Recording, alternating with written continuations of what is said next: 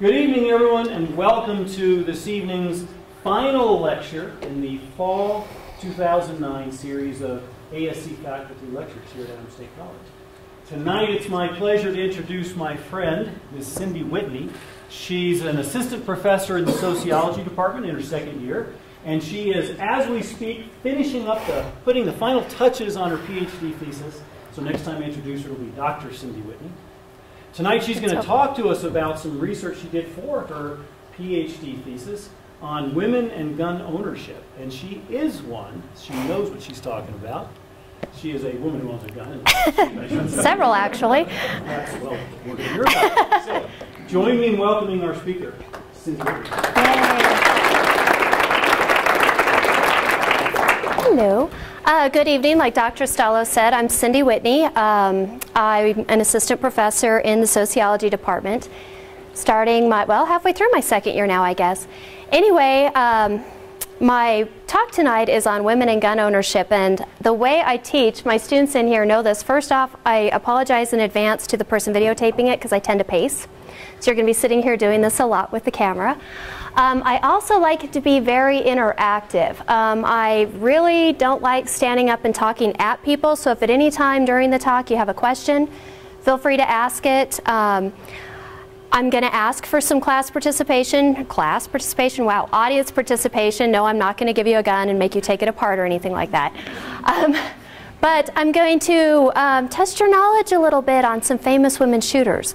So the way tonight's talk is going to go, I'm going to give you some history about some famous women shooters. I'm going to talk a little bit theoretically about why people, or some of the theories about why people come to be gun owners. I'm going to talk about some gun subcultures, and then I'm going to talk about some research that's been done specifically on women who own guns, which really isn't as broad as one would think. So let's start out by looking at some historical women shooters. And my first question to you guys is, how many of these names do you recognize?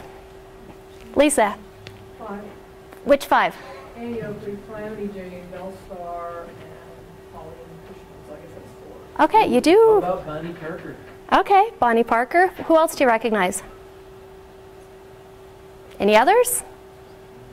Okay, tell me something about Annie Oakley. I'm assuming everybody in here recognizes the name Annie Oakley, right? Annie Gets Your Gun, a musical. It was made about her life. The big romance with Frank Butler, right? What else can you tell me about Annie Oakley? She died. Traveled with the Wild West show. I'm pretty sure, there you go, she traveled with the Wild West show. I'm pretty sure it's safe to say that they all died at some point in history, but we will do that. The interesting thing about Annie Oakley, she's probably the most well-known women shooter. You ask people to name a famous woman shooter, Annie Oakley's the first one out of their mouth. You ask them to name a second, what pops in your heads? Calamity Jane. How about a third?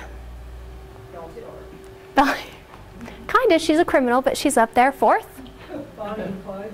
Bonnie and Clyde, right? Ties into that. These two up here are like, yeah. So you have to think about it. The interesting thing about Annie Oakley, she started shooting at age 6 after her father passed away.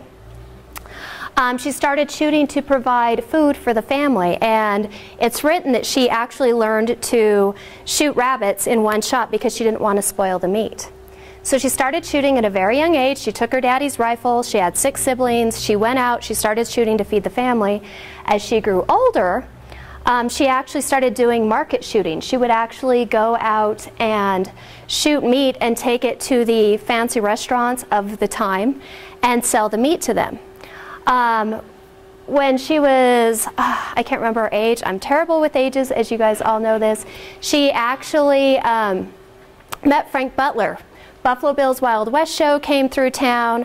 Everyone was bragging about Annie Oakley, what a wonderful shot she was. Frank Butler, of course, was going, who's this girl? Whatever. Fine, I'll compete against her. Guess what? She beat him. Yep, 25 to 24, she actually won. She was offered a job with Buffalo Bill's Wild West show. She started traveling. She didn't start shooting right away, though. She pretty much was helping Frank Butler out.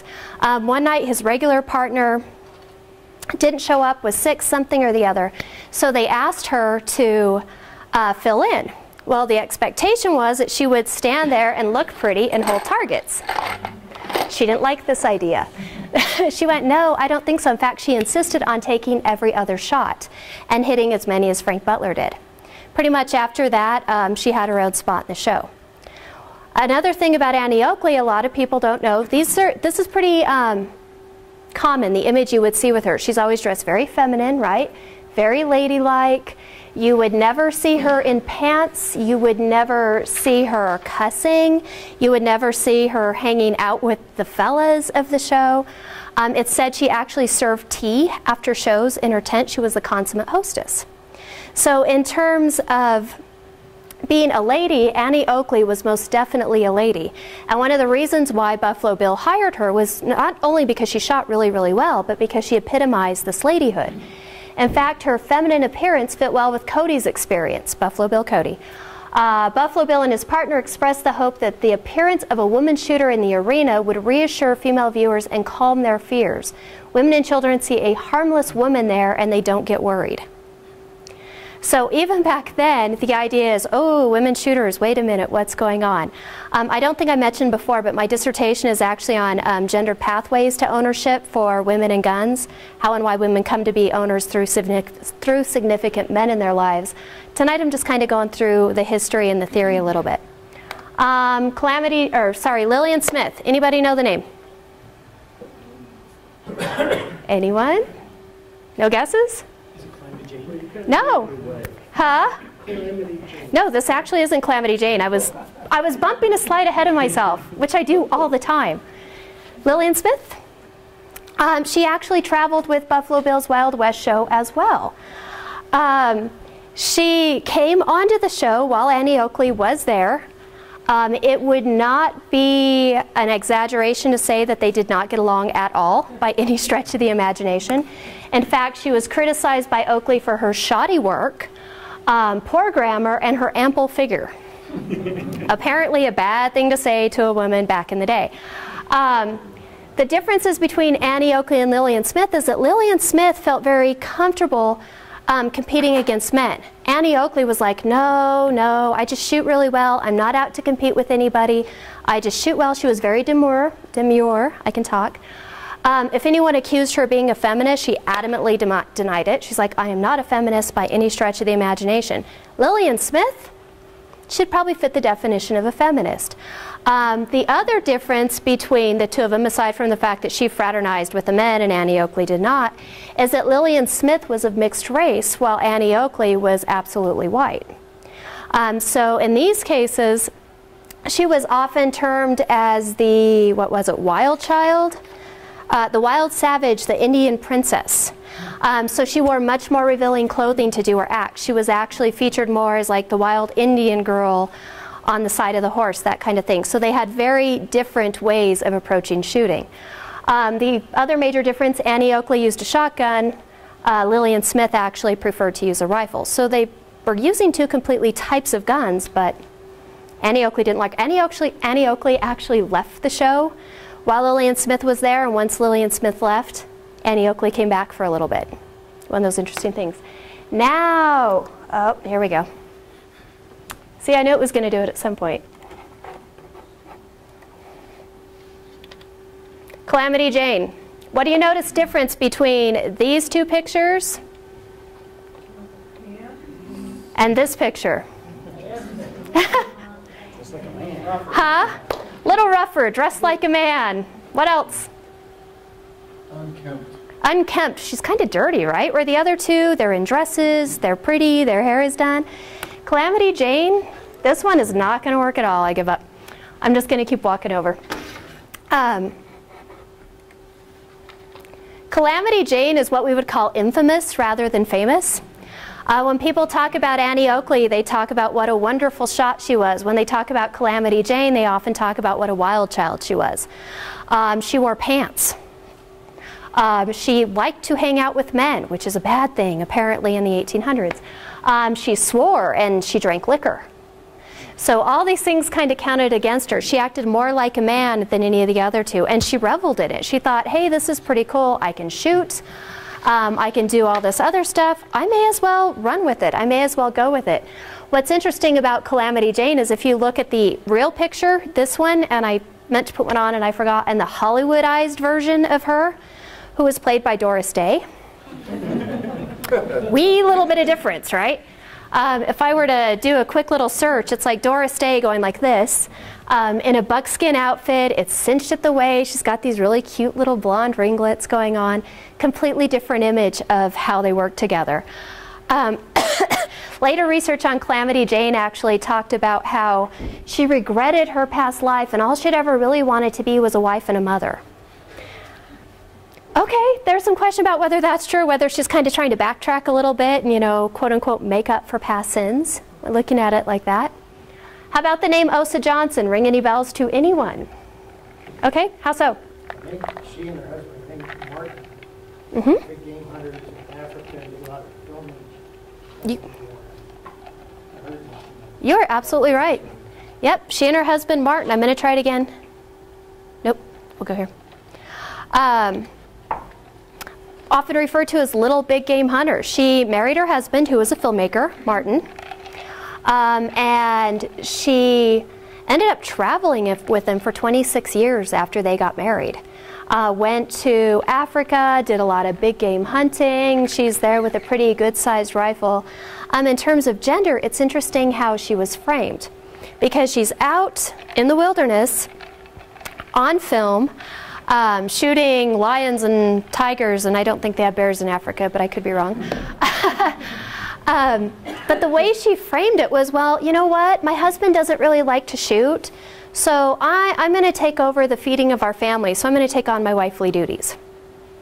Interesting way of framing it, right? So she still managed to hang on to her femininity while negotiating this masculine culture of gun shooting. An interesting note, what most people don't notice is even while they were filming, there was a young American man standing in the background off camera as backup just in case she missed. That way there was someone there to take out the animal so she wouldn't die, which, you know, would probably be a bad thing on film. Look at it. Little in your title, gendered. I would argue Little Miss Sure Shot for Annie Oakley, Little Big Game Hunter for Osa Johnson. It's kind of a way of, from a gendered standpoint, of minimizing while still talking about it. Does that make sense? So yeah, gender's my first love, so I talk about it a lot. How about Plinky Topper Wine? He knows. He was he did trick shooting, but he was, I think he had a record for getting all shots 2/5 a second. You're actually right, except he's a she. I was going to say you're right on all counts except for the she part. Her name is actually Elizabeth Topper Wine. She got the nickname Plinky because, how many of you guys in here shoot? Raise your hands. How many of you have ever been out plinking? Okay. Describe it to me. Steve, what does plinking mean? Oh, you just shoot at stuff. Right? You shoot at stuff. You shoot at... And stuff is the key word. You shoot at cans, you shoot at bottles, you find whatever you can and set it up and shoot at it, right? Logs. What? Logs? Logs work too. You're like, ah, we're going to go plink. Yeah. Yeah, it's true. You know, how many of you have, hey, I want to go plinking this afternoon? How many of you have thought about where the word plinking comes from? Probably not. When she first started shooting, she had never actually picked up a rifle until she married her husband. Went and watched him, saw how good he was doing. He taught her everything she knew about shooting and developed into a star of the first magnitude. She actually, this quote down here is from the Winchester paperwork who sponsored her. She traveled all over the place shooting for Winchester as an exhibition shooter. She called it plinking because when she first started shooting, they would throw up cans or whatever they had and try to shoot at them, and that sound they make. She was terrible at it when she started, and so once she started hitting him, she was really excited at the plinking sound it made when she hit the cans. So that's how she got the name Plinky. Most people don't even know that her first name is actually Elizabeth. It's one of those funny things. Next one, Pauline Cushman. Who is she, Lisa? Okay, anybody else? How about Harry T. Buford or Loretta Velasquez? What? Okay. I'm going, come on. These are just two, I'm going to skip through these. Pauline Cushman, notice she's a female. Notice she's dressed as a soldier. Loretta Vasquez, a.k.a. Harry T. Buford. And then the last, well, I'm going to skip ahead. These last two, Elizabeth C. Smith, a.k.a. Bill Newcomb. The next four women are actually women who cross-dressed in order to serve in the military. Women were not allowed to join the military in the 1800s, so you had these four very remarkable women. There isn't a lot known about Pauline Cushman or Harry T. Buford. There's a fabulous picture of this person here on the right holding a bayonet and like leaning back. It's this great war scene that goes on. How she did the fake beard and mustache, I have no idea.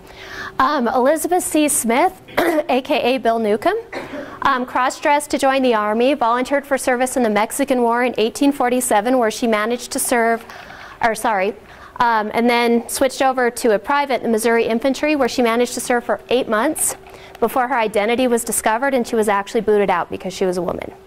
So after serving for 8 months, after proving herself, they went, oh, you're a girl, you can't do this, and sent her away. She was discharged. The reason I have eventually married is because of the next slide. But she actually successfully petitioned Congress for back pay because she said she was unrightfully discharged. And so they did end up paying her several years later, but they ended up paying her.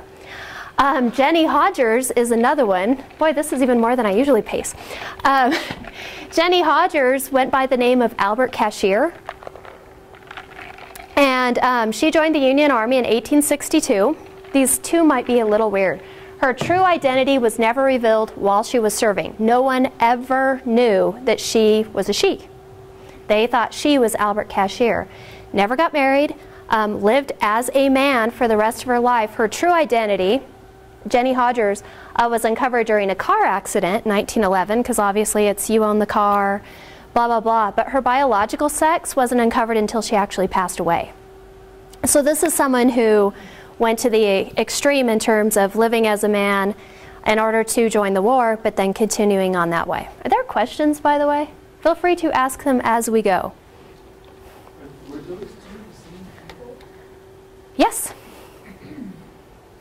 It doesn't look like it, does it? No. They look complete. Yeah, women soldier in 95th. It's just, I think one is much, much older, would be my guess. 1913 and 1864, yeah. So, I kind of like the whole getting skinnier as you get older thing on the picture. I'm just going to throw that out there. All right, you guys know about this one, Belle Starr. Huh? Heard of her? Tell me something about her besides what's on here. I do this to my students all the time. They're like, that's not fair. Belle Starr, she actually is famous for running around with Jesse James. She was notorious more for the fact that she was common law married 8 times than the fact that she wore 6 shooters on her hip.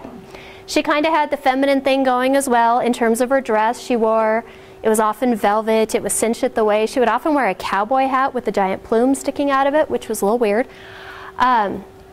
So she common law married each time, lost each husband to murder, not by her. just checking it. She really enjoyed providing shelter for outlaws on the run. In fact, what was the quote I wrote down? It was, I will allow, how did you put, oh, I didn't write it down. I will allow any outlaw to stay with me no matter what the circumstances. The law were actually really interested in getting a hold of her and prosecuting her for her crimes because she was assisting and organizing with rustling, horse thieves, bootleggers. She wasn't actually going out and doing it herself, but she was doing the assisting and the organized. She was actually caught at one point. She was caught several times, but they could never hold her to anything. And because her business was really, really lucrative, she was able to pay her way out of it many, many times. Finally, that didn't work so well. She was actually sentenced to a year in a Detroit, Michigan prison, where she was a model prisoner by all accounts. They all thought she was reformed, and then she got out and went back to doing what she was doing. Just one of those interesting little things. She was murdered. She was shot in the back with a double-barreled shotgun 2 days after her 41st birthday on her way home. And no one knows who did it. What? Never mind. Judy. What was her business?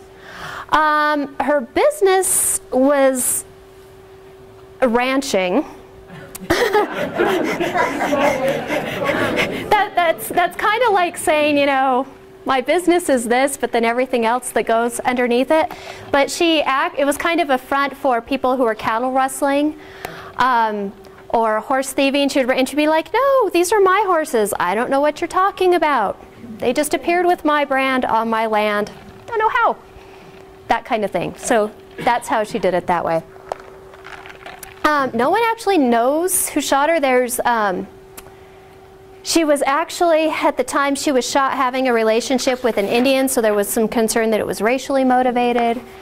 There was some suspicion that it was a neighbor who suspected she had stolen his cattle, which she probably had. Some people actually thought it may have even been her adult son who did it, so no one really knew. What about Bonnie Parker? Yeah, you guys all know about Bonnie and Clyde, right? Bonnie and Clyde are kind of like fairy tale people in our history. They were fabulous in creating their own image. They would go out, they basically were robbing and stealing and killing people and taking people for hostage, yet America loved them. Right? They would send poems to the press. They would send photographs to the press. It was like this love story that the press and the American people loved and believed in and wanted to be a part of. This picture, Bonnie actually hated. It was a joke that she and Clyde were doing one day where she's like, hey, we're going to take a picture of me holding a rifle at you. She was very, very angry because she thought it actually tarnished her feminine image. Because if you guys don't go out to an images.google.com search and look up Bonnie Parker, you don't see many pictures of her looking anything but very, very feminine. Because she wanted to create herself as a heroine, and in a lot of ways she did. So what's interesting about all these women? What is it about all these women that make them fascinating and interesting and people I've talked about for almost 25 minutes? Got gun, will travel. Have gun, will travel, right? What else? Anything else about them? Well, they're doing something that typically was masculine, yet most of them were trying to stay feminine. Right, exactly. They were doing it because even in this day and age, there's still a belief that guns are very, very masculine, right? Guns are very normal for men to have. To have a gun and to have a skill with a firearm in the 1900s was unheard of. So when we look at historical women, we have to look at the way we view women with guns. Oakley, Jane, Belle Starr, they're fictionalized, particularly in the case of Calamity Jane, Belle Starr, and the last one, Bonnie Parker. They're immortalized, and they're masculinized or feminized, right? Calamity Jane was very masculinized in her approach. She's not nearly as popular as Annie Oakley, and some people argue it was because she didn't follow conventional norms of femininity, which were still very, very popular in that day. Sensationalized women shooters are sensationalized because there's still a belief that shooting is a masculine, hence male, domain. A woman shooter is still an anomaly. How many of you in here grew up shooting? Okay, keep your hand. I want to look. I see 4 female hands and the rest are male hands. How old were you when you first started shooting? Steve? 10? Okay. How old were you? 4.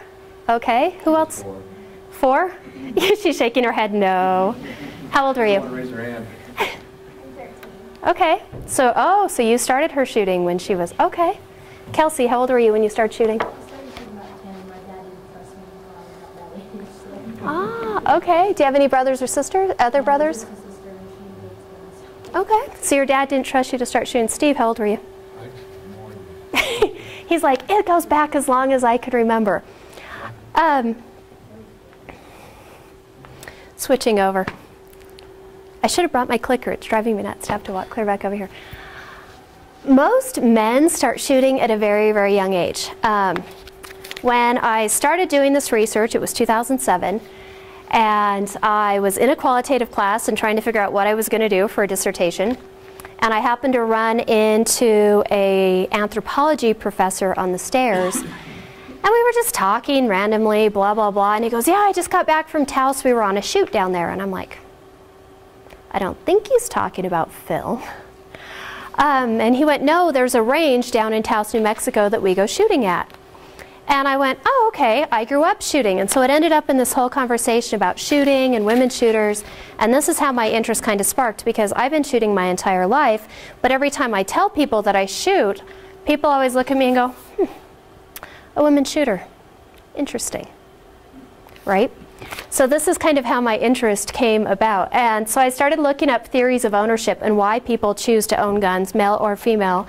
And there's a lot of them. There's this economic resources, socialization, fear and victimization, fear and loathing, collective security, conservative ideology. I'll go through all of these. Two main things that override through a lot of these are this idea of socialization and sex. And by sex, I mean male or female. Household. People who own guns are often socialized into them. It's not very often that people are like, I want to own a gun and go out and buy a gun. It happens. I'm not saying it doesn't happen. But usually it's because your dad introduces you, right? You get started some way through that. Male or female, it's typically a dad. Did anyone in here ever have a woman teach them how to shoot? That's what I thought. I'm still looking for one, by the way. Households composed of males have higher levels of ownership than any other. If we go through each of these theories, the economic resources theory just basically says that guns are expensive, only a few people can afford them, which they are. If you've been to Big R lately, they're really, really expensive. Social learning looks at a socialization looks at a social learning perspective. If I had any of my crim students in here, I'd be picking on them right now. But basically, it just says that we learn pro-gun values, that we learn that guns are something that are valuable, that we should have, that we enjoy, and that we want to continue using and having. We're often trained to use them through socialization. 4 years old, right? You take her out. What was the first gun you ever shot? Do you remember? No. I bet your dad does. Oh, yeah. What was it? First one was a BB gun. Okay. And then she's graduated to a 22. 22. Right? Anybody else have a different? Different gun? Or different, yeah. Usually it's BB gun, then 22, some sort of Ted. When you first asked the question about how many of you grew up shooting, I so obliterated that memory. Then I started out with a BB gun, then a 22, and then one rifle in basic training. Oh, so you kind of went I from, didn't like it. I did not like really any of that. Shot beer cans, twinking things. planking?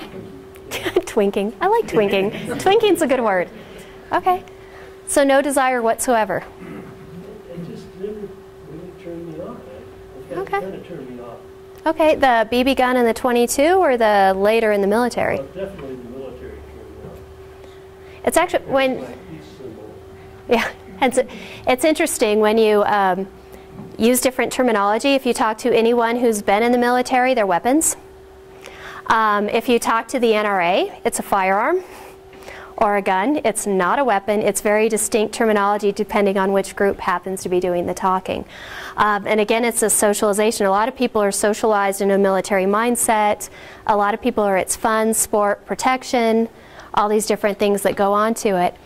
The fear and victimization theory of gun ownership looks at how people are responding to a real or a perceived threat of a crime.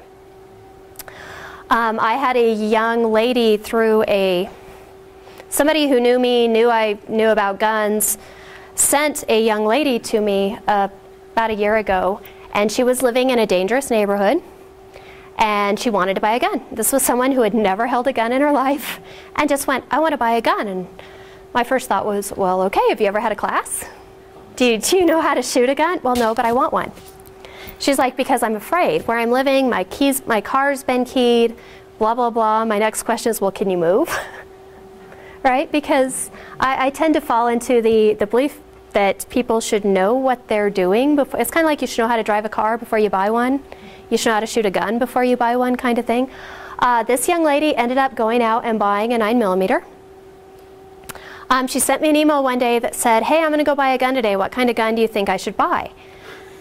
And I have to admit, I've never quite gotten an email like that before in my life. And I wrote back and said, wow, that's a really personal decision. Are you interested, for those of you who are shooters, you know what I'm talking about. I was like, do you want a revolver? Do you want a semi-automatic? Do you want this? There's hand fit, there's blah, blah, blah, all these things. But she was very tied up in her fear and her potential victimization, and she wanted a gun right then.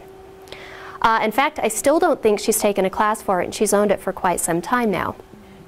The fear and, yeah. It's a little shocking. The fear and loathing theory looks at how gun ownership is much more racially motivated. So there's fear and victimization, but it's always tied into race, because there's this fear of, oh, well, I live in a neighborhood where there's a lot of minority people. And so people will actually go out and buy a gun based on, again, real or perceived threat of crime based on racial minorities in a lot of aspects. This is my least favorite theory. So they look at loathing, general racial prejudice, perception that minorities are dangerous, the fact that they live near minorities, all these can tie into it. And the last two just look at this idea of collective security and conservative ideology. What? You say fear and loathing never shows up in people who are not themselves members of minorities? They do. So is there another word you could use here? Actually, the interesting thing is, because if we go back to this economic resources thing, economically, statistically, more people who can buy guns happen to be of the white race. Because when we look, if I put a income thing up here in terms of who makes the most money, and then going down looking at race and gender, things like that. So this is arguing that people of the white race, and I'm just saying this is what the research shows, not my own belief, have the ability to buy more guns than others. In this fear and loathing, I keep forgetting there's a microphone here, it's an idea that minorities, and keep in mind that minorities are people who are socially distinct, that we have subordinated in some aspect, and that we see as different and we treat differently. I guess what I'm asking is, the way it's stated here suggests that the normative person about whom we're talking is a white person. Mm-hmm. And I assume that you're looking at gun ownership across Mm-hmm. racial groups. I am.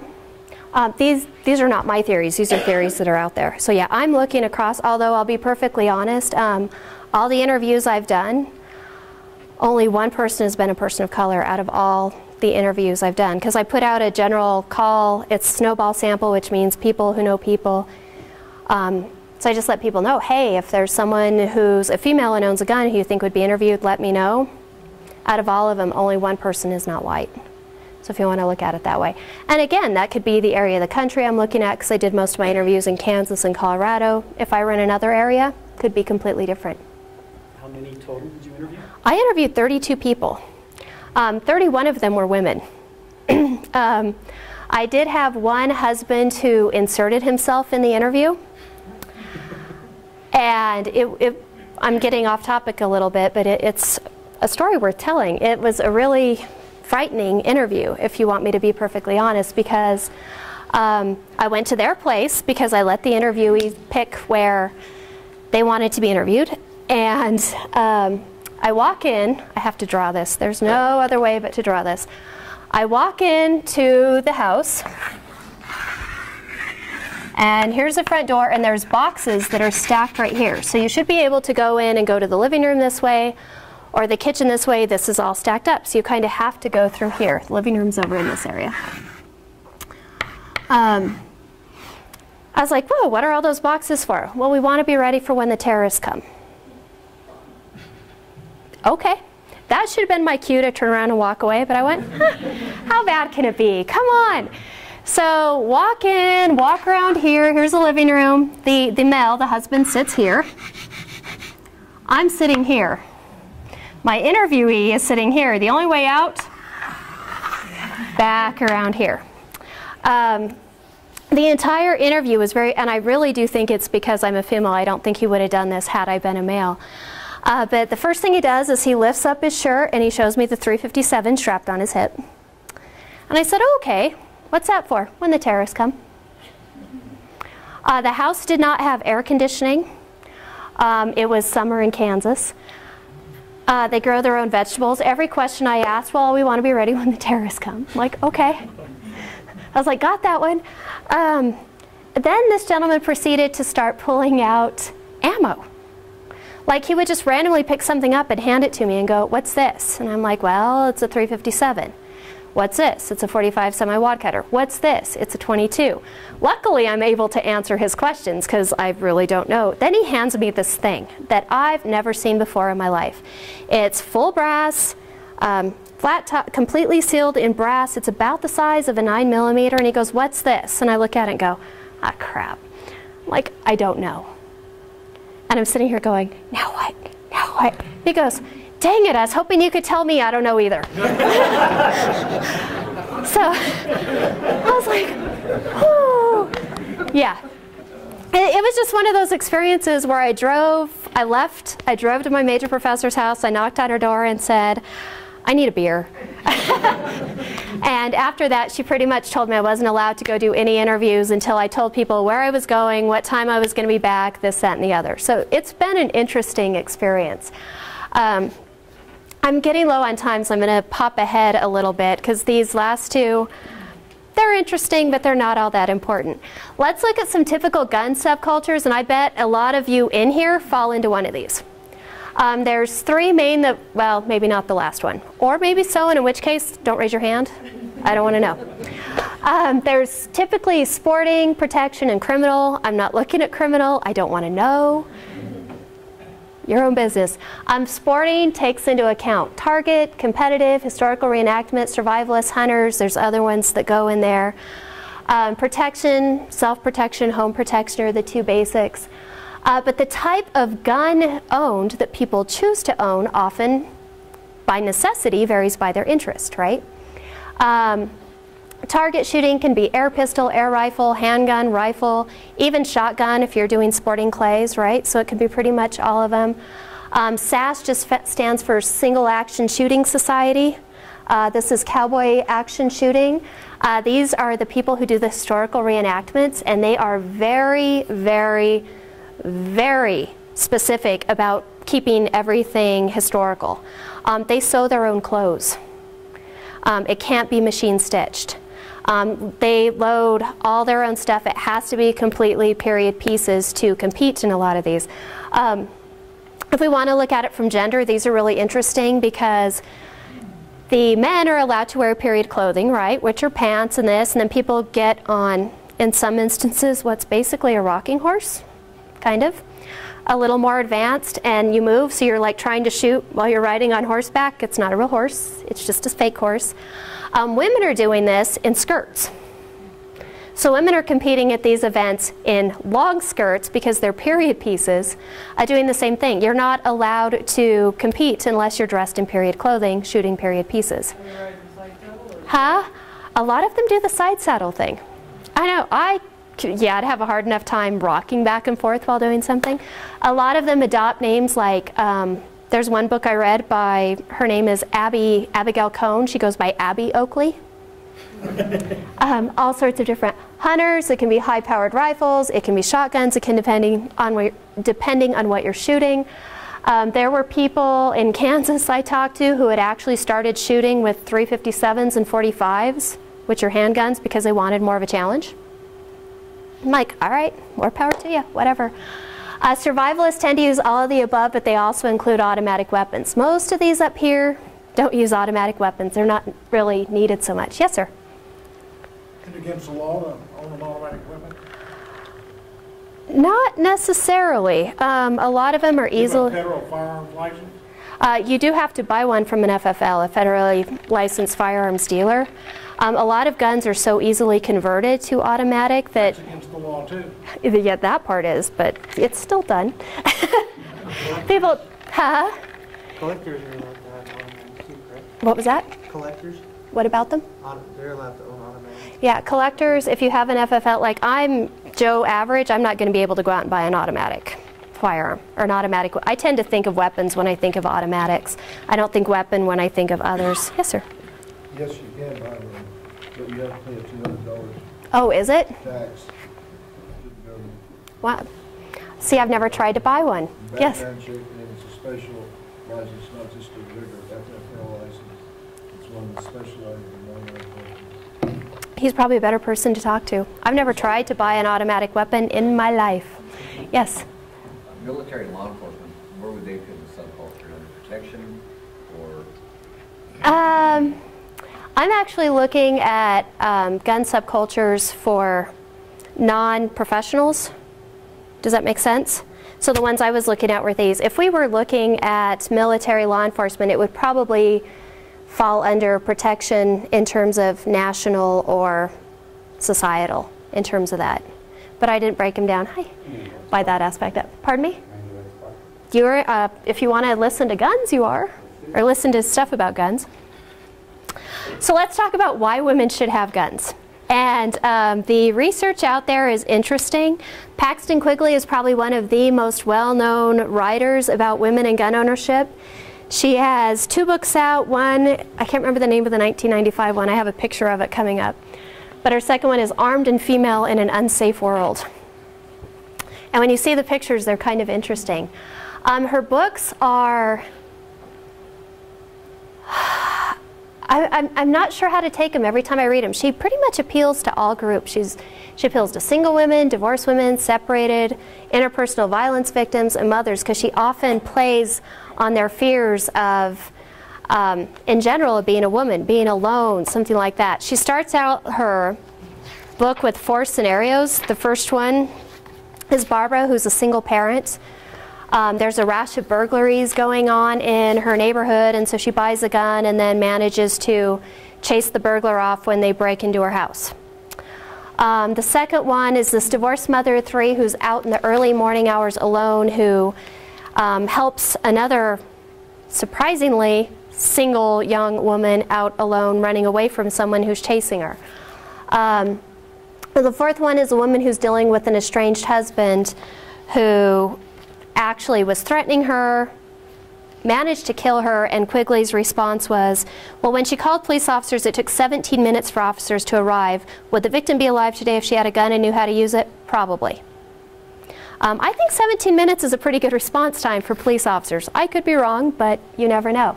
It tends to fall into that collective security. And the fourth one is an abusive husband who the woman actually ended up shooting in self-defense, was found not guilty by the jury. What all these women have in common is they're single women, they're alone women. I'm going to go ahead and then go back. They're people who should own or didn't own guns because of their single status. So she looks at single non-married women, or single mothers, or married women whose husbands are away and need to protect themselves. That women walking out alone, using public transportation, or in a car by themselves. So a lot of these books that are out there are telling women that they should own guns because it's dangerous to be alone. So it's just kind of interesting looking at the typical scenario in all these, no matter what book you read, is a small, petite woman being attacked by a tall, husky man. Every single one, they're like, oh, she's little, and she's blonde, and she's blue-eyed, and she's 110 pounds. What's really fascinating to me about Quigley's books is that self-defense is her main focus throughout the books. But if you like to sport shoot and you're single, you've got a built-in hobby where you could meet your soulmate. Remember, girls, a lot of guys, doctors, lawyers, teachers, professionals, businessmen, you name it, enjoy going to a shooting range. And then a few pages later, she's like, these group activities can provide you with a new social group, and if you're single, there's a good chance you could meet a new significant other. So protect yourself or get married, you know, fine. It's Steve. What about just women that like to hunt? That's actually a whole other genre, which is very interesting. They're very few and far between. Women who like to hunt, I interviewed a young lady who, wow, speaking of shooting in gendered contexts, big hunter. She sent me pictures of her first kill, which was like a 4-point buck, I don't know, something. Anyway, when I'm interviewing her, I'm like, wow, this is fabulous. You like to hunt. She's like, yeah, I do. I said, well, what were you shooting? Oh, I don't know, whatever my dad gave me. And I went, okay, you don't know what kind of gun? She's like, no. And then I said, well, you know, one of the things I'm looking for is women who are teaching other women how to shoot.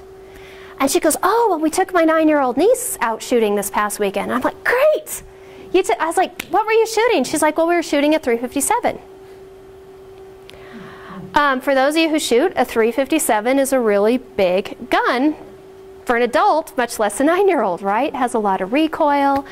And I went, wow, I'm assuming you were shooting .38s out of it. And she goes, oh, I don't know, whatever my dad gave me. I was like, okay.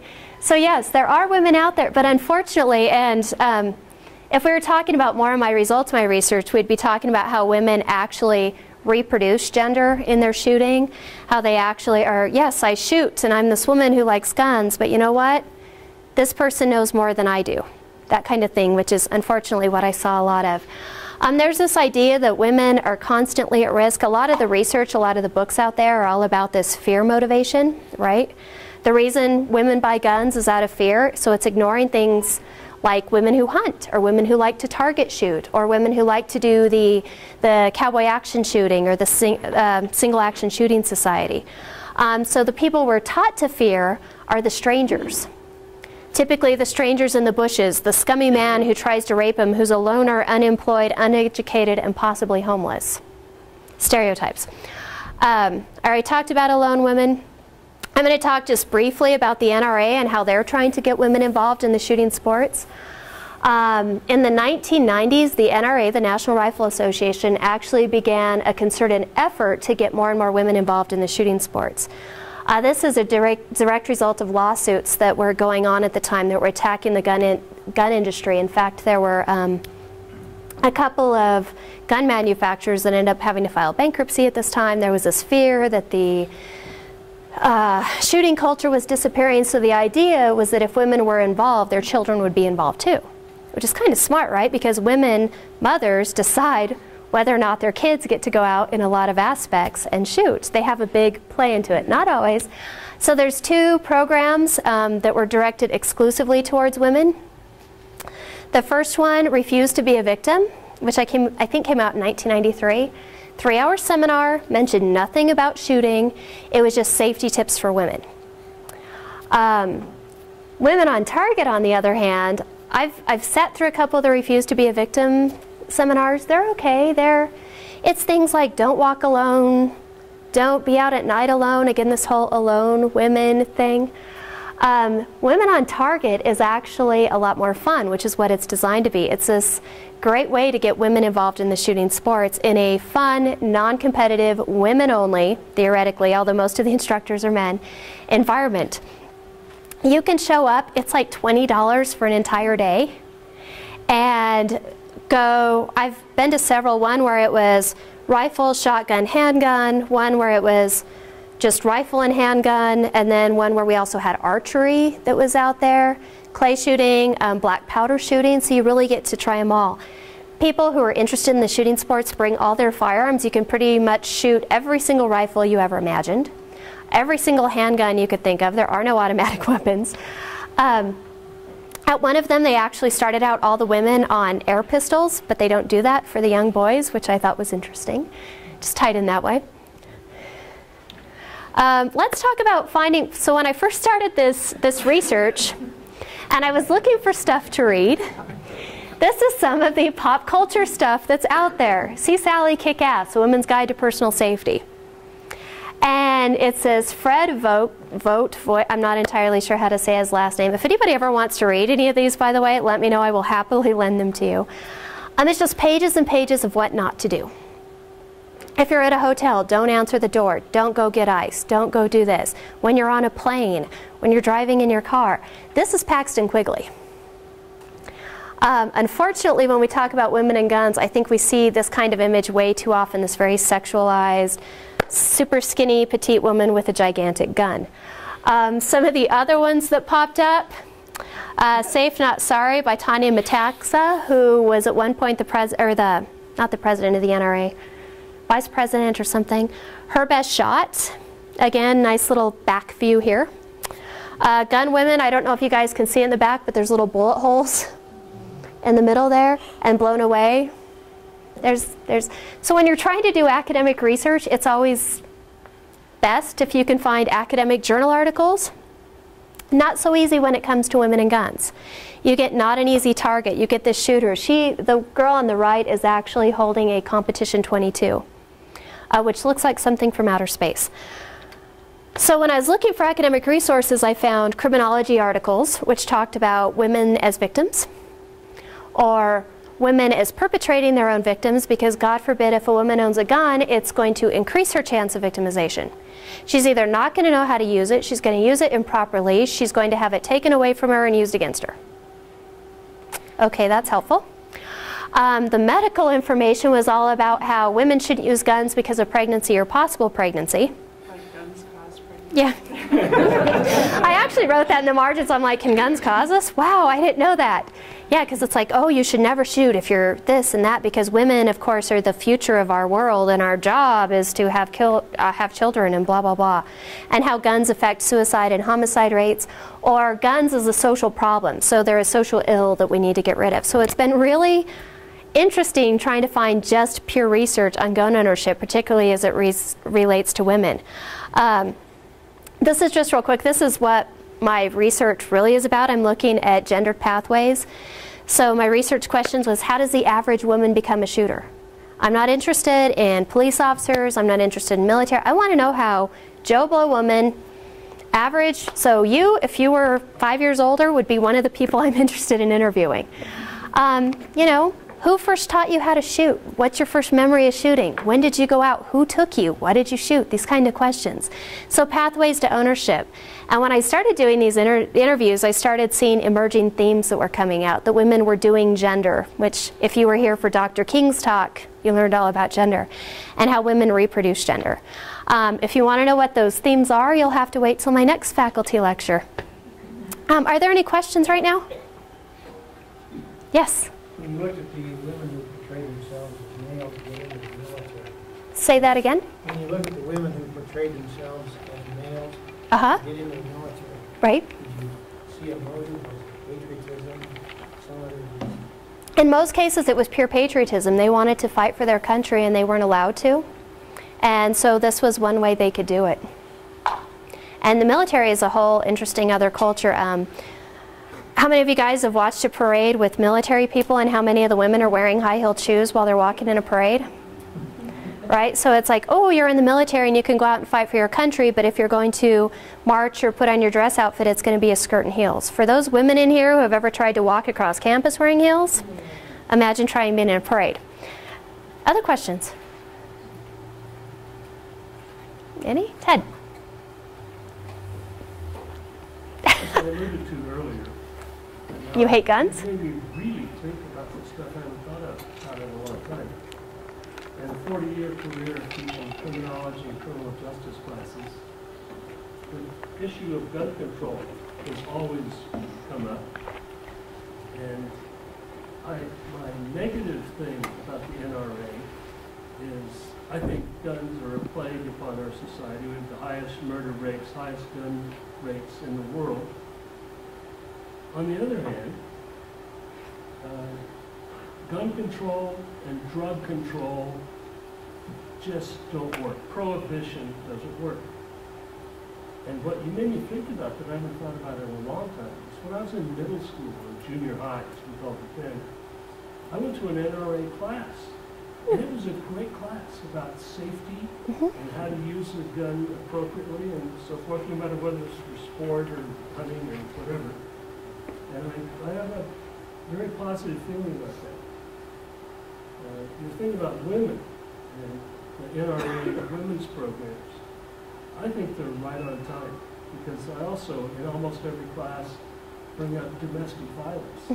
And women need to be protected from butthead men that abuse them.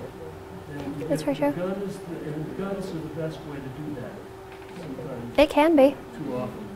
It can be. Anyway, Cindy, your presentation. Why, thank you, Ted. Any other questions or fabulous comments? I'm open for those too. Yes? Most of the research you were able to find, was it produced by males? Actually, all those books I showed you, with the exception of one, the You See Sally Kick Ass, were written by women. Most of the journal articles are written by men, so most of the academic resources are by men. Well, and you know, some of those books had some really good information in them. The Browder Her Best Shot really looked at the history of women and guns. Abigail Cohn, her book was her dissertation, basically. And she looked at shooting in terms of patriotism and citizenship and stuff like that. So there is some really good stuff out there in terms of that, but most of the pop culture stuff, like this, you tend to see with the woman's name on it, most of the published stuff. But you see that in academic research a lot anyway. Any others? Oh, sorry. Hi, Joel. Hi. What type of firearm training is available here in the Valley? Actually, there are several available in the Valley. You can take a basic pistol course just a few minutes out of town. There's some that are offered in Monte Vista. I set in on a concealed carry class, probably my 8th or 9th because of my research in Monte Vista a couple of weeks. Huh? Who conducts? The guy just out here. Thank you. Glenn Stillings. I'm like, what is his name? I lost it. Glenn Stillings teaches basic pistol, and I have contact info if you're interested. The concealed carry class I set in on was taught by Lyle Tuoti, who's FBI trained. So it is available and accessible here. You just need to know how to find it. And I'm a huge advocate of training. Others? Yes, Carly. What were the common motivating factors for women to own guns?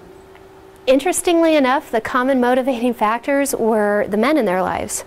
A lot of women owners became owners through ambush. It was pretty much, here honey, I bought a gun and it's for you. Yeah, and it's usually a cute little gun, by the way.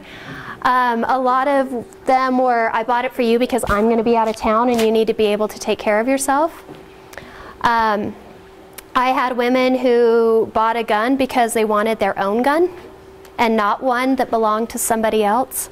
I had a lady who's like, well, I went shooting with a boyfriend and he let me use his 410. I can't remember what he was shooting. She's like, he always gave me the first shot because it was a lighter gun. I got 3 pheasants, he got nothing, and I was never invited to go shooting again, and he took the gun away from her. So she's like, I went and bought my own gun because no one's ever going to take my gun away from me.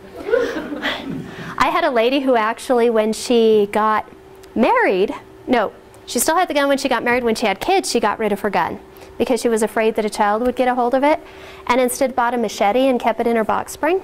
You know how box springs have that little part that comes up? She just kept it right there. Yeah, so a lot of it was, I had women who wanted to be it was pretty much target shooters, or my brother, my husband, my father, my whatever suggested I do this, so here I am, that kind of thing. Although once they tried it, they got really excited, which is kind of cool. Mike, you had a question? Well, I was curious about the feminist position because I recently read something that was interesting about cosmetic surgery. Mm-hmm. The president of the National Organization of Women basically came out and is very much against the tax that they're going to put on right. to be put on cosmetic surgery because older women now need to be able to compete in the marketplace, and that's a cosmetic surgery is something they can use. What is the feminist position in terms of women's protection or protecting themselves? You know, this to me is a huge dichotomy because I consider myself a feminist, but the organization I'm really involved in, which is Sociologists for Women in Society, I don't really talk about my research there because I get looked down upon. It's like, oh, you're a girl, you should own a gun. Because how many of you in here know who Audre Lorde is? I would hope you would raise your hand. Audre Lorde is a poet, feminist poet, and one of her big things that a lot of people quote is you can't dismantle the master's house using the master's tools. And I'm sure I completely butchered that quote, but that's the gist of it.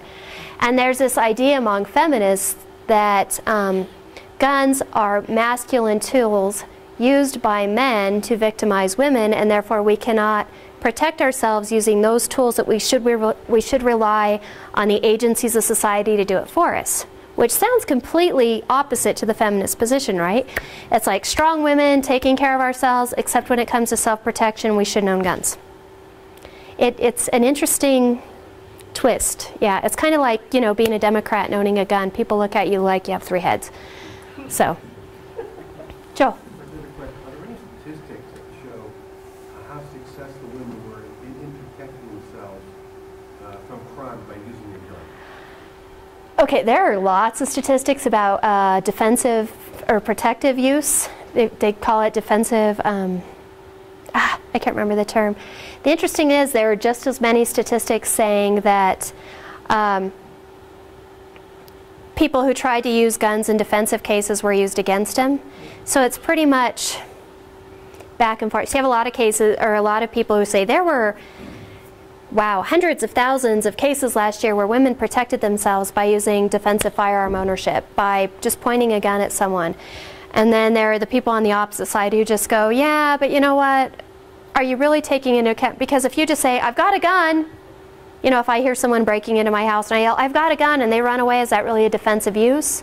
Or was that just me making a threat? So there's no real good statistics on either side, unfortunately, any that you can look at and say, yes, this is the case. So it pretty much depends on which side you fall on and what you want to believe in a lot of aspects. Jim, Raymond.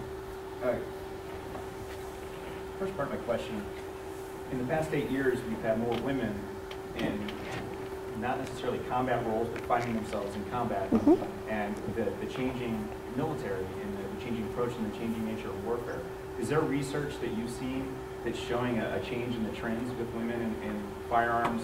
And we have literally hundreds of thousands of people returning from combat tours, and women who carry weapons in war zones. Coming back and changing your statistics. Is that your statistics? You've seen or something you might? I don't know them offhand. I know that gun ownership in general has increased dramatically since 9/11, particularly for women. I can't tell you the exact stat off the top of my head, but yeah, there are. I think there have been more women more purchases of firearms by women in the last 10 years than there have been by men. What that exact stat is, I can't remember the number. Yes, ma'am. Well, there may not be an answer to this because you were just saying that there weren't good statistics, but it sounds to me as though, from what you were showing earlier, there's the argument women should buy guns for self-protection, but no, women shouldn't because the gun will be taken away from them and used against them. I don't think there's been many statements saying a man shouldn't buy a gun because it will be taken away from him and used against him. So when you're talking about... You just make me want to get down and start going, thank you for recognizing this. Yes? Has any, I mean, has anybody looked at that? Nope, nobody ever questions a man when it comes to gun ownership. At least in any of the research I've read, except in terms of like homicide and suicide, rates. They say that men are more likely to commit suicide with a firearm, but still no one's saying then we should take firearms away from men. Men are more likely to commit suicide with a firearm because they're more likely to have one. It could be. You could also look at all the school shootings. None of them have been, well, there's one way back with the woman with the .22, but it's all by young men, yet no one's sitting there going, we need to take guns away from men. Do you see? Yeah. This is what I find fascinating, is there's always arguments why women shouldn't have guns, it'll be taken away. They're not, I mean, some of the things that have been said amaze me. Like there are people who are like, well, these advertising campaigns for women to own firearms are ridiculous because it's just scaring women into buying guns, which kind of puts the idea out there that we as women don't know our minds well enough to know whether or not we want to own a gun. It's like, well, we must be so ridiculous that we just go, oh, okay, it's a commercial for this, I should go buy one. No one ever questions. No one ever questions handing a 5-year-old boy a .22 and taking him out and shooting him. But people are like, really? You took your daughter out? That kind of thing. Not always. Others? But yeah, I agree with you. Yes, sir. What is the difference in gun ownership between urban and rural communities with women and the reasons for owning guns? I haven't actually interviewed a lot of urban women. Most of my interviews have been rural, but looking at the research that I've read, more people in rural areas own long guns, rifles, shotguns, because there's more hunting going on, and more people in urban areas own handguns because it's the protection type of thing. So it's more people in rural areas often grow up with more knowledge about guns, whereas urban guns, it's a different type of knowledge. Does that make sense? So I hope that answered your question. Ted? I was just talking about this in my rural sociology class. Not just rural long arms in rural areas for hunting, but for protection, for coyotes and stuff. And, home protection, because let me tell you, the sound of a shotgun, being cocked is probably going to scare someone a lot more than a sound of a .45 being cocked, right? Other questions? Yes? What made you want to own guns? I grew up owning guns. To me, it was pretty much normal. I was always kind of a daddy's girl, so you know, mom was cool and all, but dad was a whole lot funner, more fun. So we would go out and go plink at the dump. We'd put up cans or bottles or whatever and shoot the .22. I never shot a BB gun. When I was 12 years old, my brother, who's 5 years older than I was, got a 20 gauge for his birthday. And we went out shooting clay pigeons. We had a handheld thrower. You threw them up, you shot at him. My brother shot and shot and shot, and then he got mad because he was missing and stopped shooting. And I went, I want to try. You know, I was 12. And hit the first one, smoked it. I mean, I didn't just hit it, it was like black smoke. I was hooked. A year later, I got my own 20 gauge for my birthday. And I grew up with shotguns. I don't shoot, or I don't hunt. I'm not a hunter by any stretch of the imagination. And I just recently got into handguns, so that's how it's as normal as breathing. In my family, guns were always there. They were in a gun cabinet. The gun cabinet was locked, but the key was in the lock. And I knew if I touched that key, I would probably still be standing up, you know, 30 years later, because you didn't touch that as a kid without dad's permission. Once my brother and I both reached a certain age, it was, oh, I'm getting the gun and I'm going out and I'm blah, blah, blah. But we had to know our stuff before we were allowed to do that. So what's your view on, say, hunter safety, not necessarily for hunting, just gun knowledge? I'm all for any type of education when it comes to guns. I tend to associate ignorance with curiosity. So if you're trained to know, yeah, I took hunter safety. I actually took it as an adult. But I grew up being taught about guns, and it was, you know, normal. It's like, here's this is how it works. I think the more training and awareness people can get, the better off they are. Because it's not a curiosity. It's not something that you're not allowed to touch that you really, really want to touch because it's something you don't know about. So I think it takes away that aspect. Final questions? Steve? I grew up in Rifle, Colorado. In 7th grade, everyone, the women and the boys and the girls, all took the hunter safety course. It was a regular class. Oh, nice. Because you had to have it to buy your deer or elk license. And it was just a mandatory thing. You had to have it. Oh, so you had to have it? I don't know if they still do it, probably not. I think it's... They call it rifle? I always kind of wondered that myself. I'm like, there's an appropriate name. I know in some schools they still offer it, but it's usually held off campus after school hours because you can't have firearms on campuses, school campuses within. So yeah, it's changed a whole lot. I mean, there were a lot of things we could do as kids that we're not allowed to do now, you know, like sit in the back of the truck and go down the highway 50 miles an hour. Any other questions? All right, thank you very much. Adams State College. Great stories begin here.